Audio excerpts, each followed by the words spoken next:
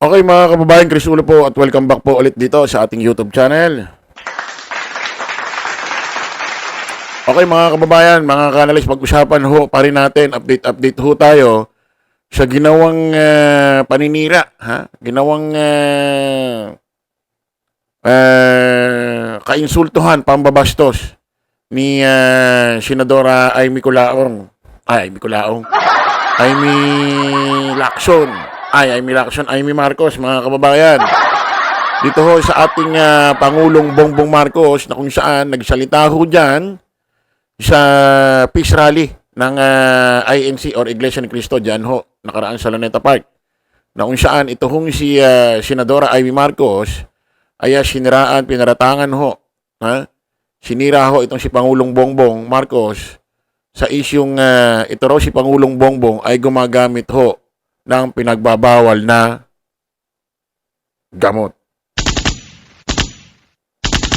Ngayon mga kababayan, marami hong iba't ibang personalidad, individual na tao na hindi naniniwala kay Senadora Amy Marcos. Kasi nga, kung talagang gumagamit ang iyong kapatid na pinagbabawal na gamot, bakit hinayaan mo, inendorso mo na tumakbo bilang presidente ng 2022? At noong 2022, ikaw rin mismo nagsabi na itong si Pangulong Bongbong ay hindi gumagamit ng pinagbabawal na gamot.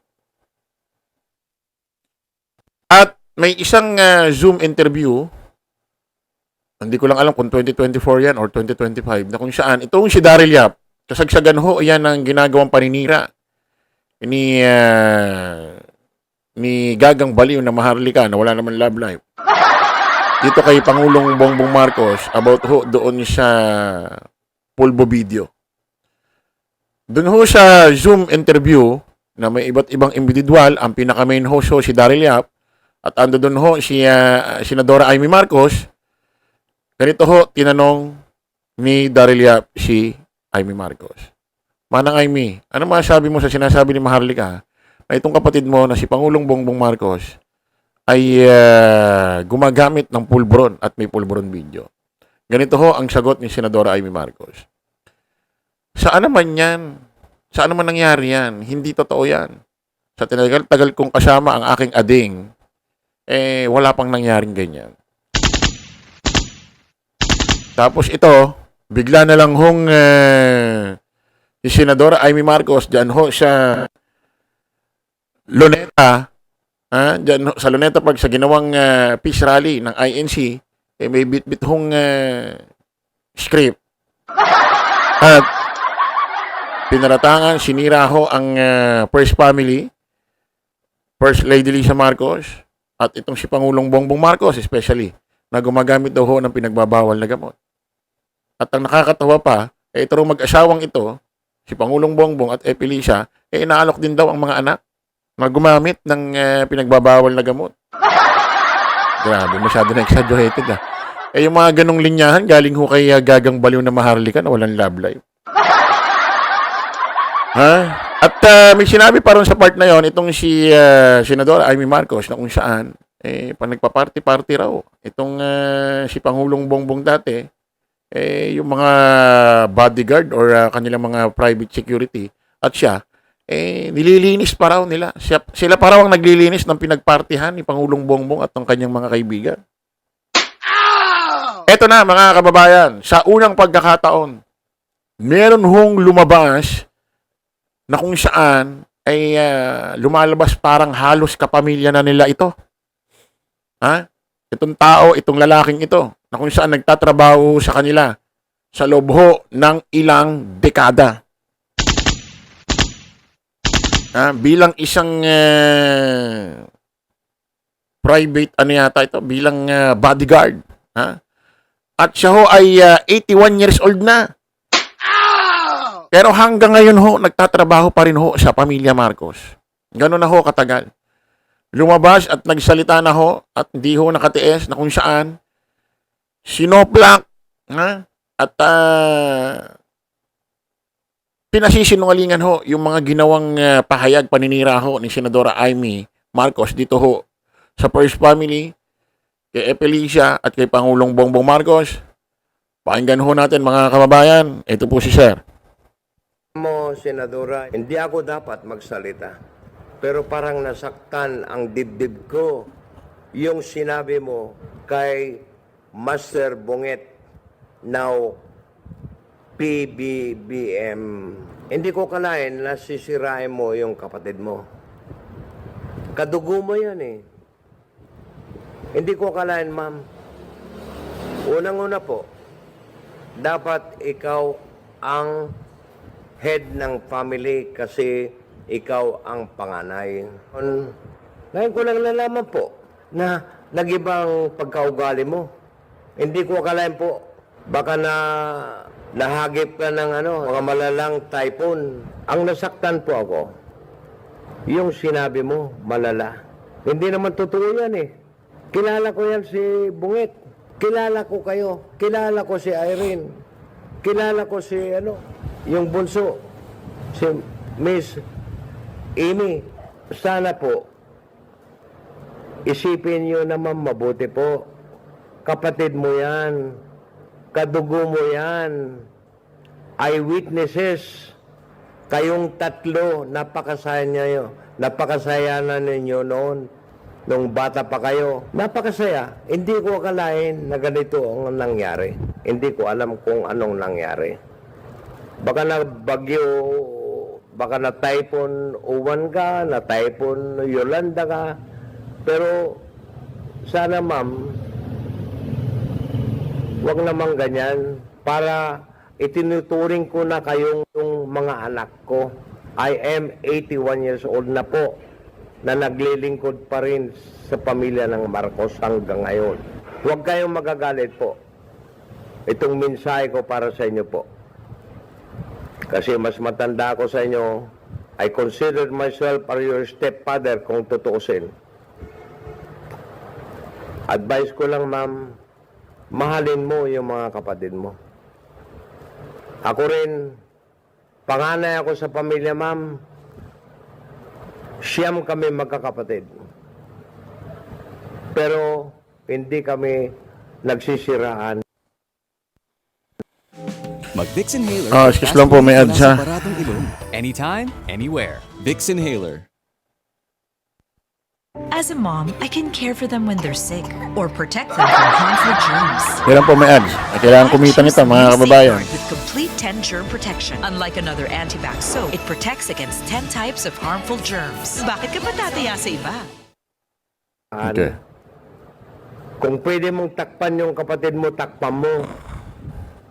Ganyan yan. Blood is thicker than water. Mga kababayan, isipin yung mabuti, analyzin yung mabuti, yung mga sinabi ni Aimee na paninira sa kapatid niya. Wala pong katotohanan yan.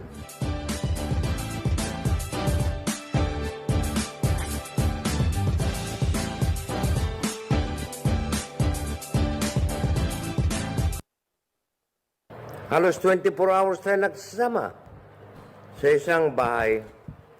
Sa loob ng 5 taon na nagsama tayo, hindi lang yon. Magmula nung bata ka, nung 11 years old ka, Miss Aimee ang tawag ko noon. Now, Honorable Senator Aimee Marcos. Alam mo, Senadora, hindi ako dapat magsalita. Pero parang nasaktan ang dibdib ko yung sinabi mo kay Master Bunget, now PBBM. Hindi ko kalain na sisirain mo yung kapatid mo. Kadugo mo yan eh. Hindi ko kalain, ma'am. Unang-una po, dapat ikaw ang head ng family kasi ikaw ang panganay. Ngayon ko lang nalaman po na nag-ibang pagkaugali mo. Hindi ko akalain po, baka nahagip ka ng mga malalang typhoon, baka amlingan ka kung nada Ilocano.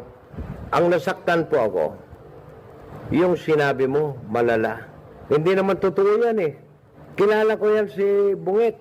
Kilala ko kayo. Kilala ko si Irene. Kilala ko si yung bunso, si Miss Amy, kilala niyo ko lahat. Maraming akong remaining na naiwan na dakilang niyayayo ng Malacanang. Wala nang iba. Ang kasama ko dyan, si Manong Willie. Ayan.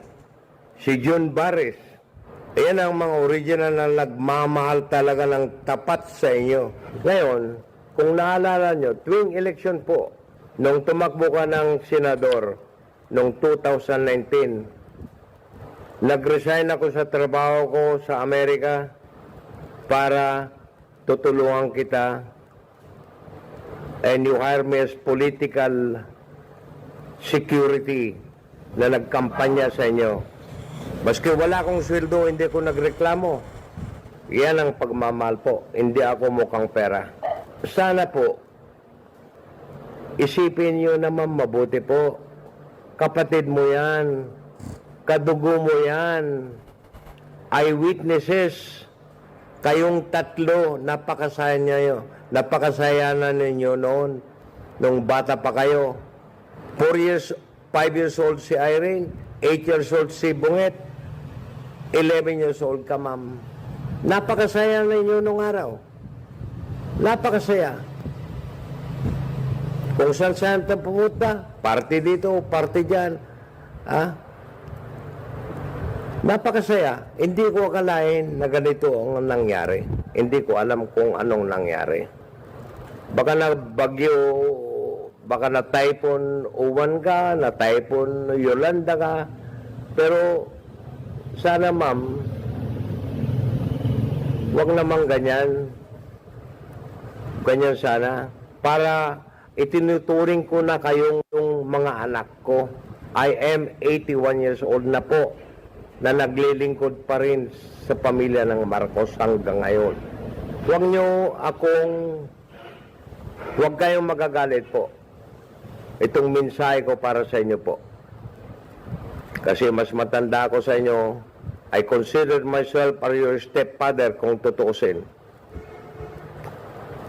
Advice ko lang, ma'am, mahalin mo yung mga kapatid mo. Ako rin, panganay ako sa pamilya, ma'am. Siyam kami magkakapatid. Pero hindi kami nagsisiraan. Kung pwede mong takpan yung kapatid mo, takpan mo. Ganyan yan.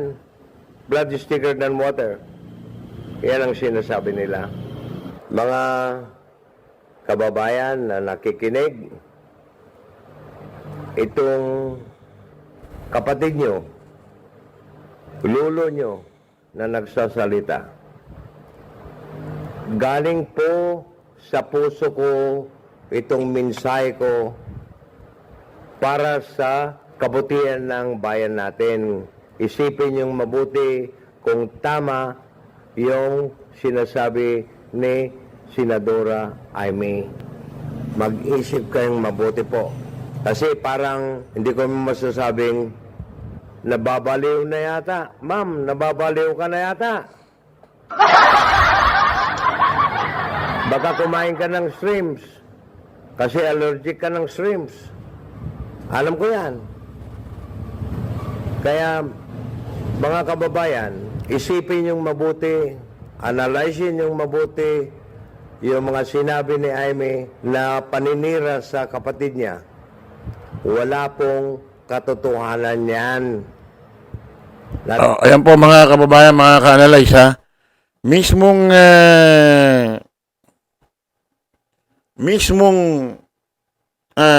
nagtatrabaho sa pamilya Marcos na ngayon ho ay 81 years old na hanggang ngayon ay nagtatrabaho pa rin bilang ano ba ito? Parang si assistant gano'n, bodyguard.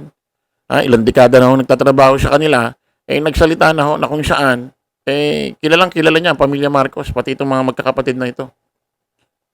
At ginagarantiyan niya na itong paratang ni Senadora Amy Marcos, kanyang kapatid na kay Pangulong Bongbong Marcos, ay walang katotohanan.